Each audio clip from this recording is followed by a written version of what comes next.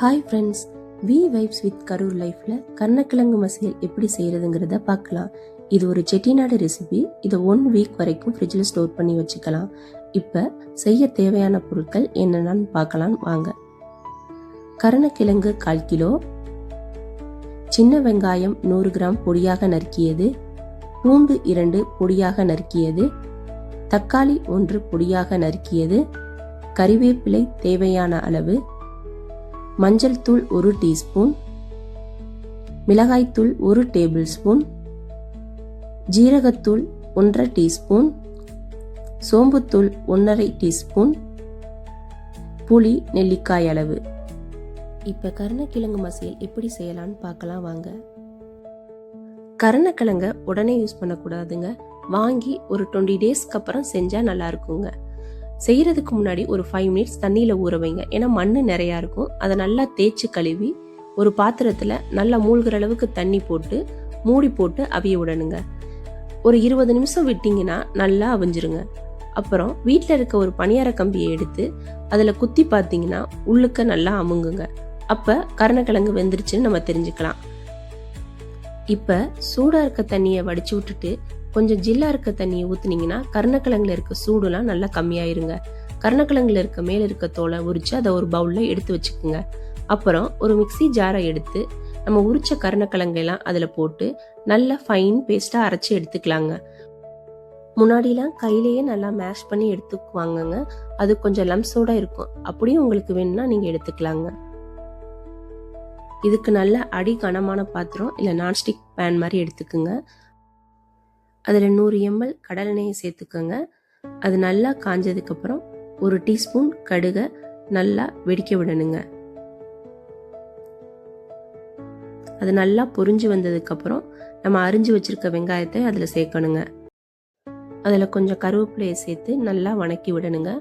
இதில் பூண்டும் வெங்காயமும் எவ்வளோக்கு எவ்வளோ சேர்க்குறோமோ அந்த அளவுக்கு இது நல்லா டேஸ்டாக வருங்க. அதுக்கப்புறம் நம்ம அரிஞ்சு வச்சிருக்க பூண்டை 1 கப்பை அதோட சேர்த்து நல்லா வணக்கி விடணுங்க. இது ரெண்டும் நல்லா வணங்கினதுக்கு அப்புறம் தாங்க நம்ம தக்காளியை சேர்க்கணும். பூண்டும் வெங்காயமும் நல்லா லைட் ப்ரௌன் கலர்ல மாறும்போது நம்ம அரிஞ்சு வச்சிருக்க தக்காளியை அதோட சேர்த்து நல்லா வணக்கி விடணுங்க. தக்காளி நல்லா ஜாமாகிற அளவு அதை வணக்கணுங்க. உப்பு கொஞ்சம் சேர்த்தோம்னா வேமாவே வெங்காயம் தக்காளி எல்லாம் நல்லா வணங்கிருங்க. அதுக்கப்புறம் நம்ம எடுத்து வச்ச மஞ்சள் தூள் சேர்த்து நல்லா அதில் வணக்கி விடணுங்க. வணங்கினதுக்கப்புறம் நம்ம அரைச்சி வச்சிருக்க கருணக்கிழங்கு பேஸ்ட்டை அதில் ஊற்றி நல்லா மிக்ஸ் பண்ணி விடணுங்க. வெங்காயம் பூண்டு தக்காளி எல்லாம் பேஸ்ட்டில் நல்லா மிக்ஸ் ஆகிற அளவு வணக்கி விட்டுக்கணுங்க. தண்ணி வேணும்னா கொஞ்சோண்டு ஒரு 1/2 டம்ளர் சேர்த்துக்கலாங்க. இதுக்கப்புறம் நம்ம எடுத்து வச்ச பொடியெல்லாம் சேர்க்கலாங்க. மிளகாய்த்தூள், ஜீரகத்தூள், சோம்புத்தூள் எல்லாத்தையும் கருணக்கிழங்கு மசியலில் சேர்த்து எல்லாம் ஃபுல்லாக மசியலில் மிக்ஸ் ஆகிற மாதிரி நல்லா மிக்ஸ் பண்ணி விடணுங்க. மிக்ஸ் ஆனதுக்கப்புறம் அதை ஒரு மூடி போட்டு நல்லா வேக விடணுங்க.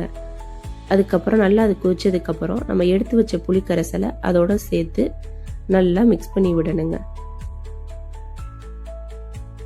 மசாலா நல்லா மூடி போட்டு வேக விடணுங்க. அது வெந்ததுக்கப்புறம் ஒரு 50 ml நல்லெண்ணெயை அதில் சேர்த்துக்கணுங்க. ஏன்னா கருணக்கிழங்குல அரிப்புத்தன்மை இருக்கிறனால இது சேர்த்தா அது கொஞ்சம் கம்மியாகுங்க. மிக்ஸ் பண்ணதுக்கப்புறம் மூடி போட்டு நல்லா அதை வேக விடணுங்க. அப்போதாங்க எண்ணெய் பிரிஞ்சு மேலே வரும். இந்த மாதிரி எண்ணெய் பிரிஞ்சு மேலே வந்ததுக்கப்புறம் மூடியை எடுத்து விட்டுறணுங்க.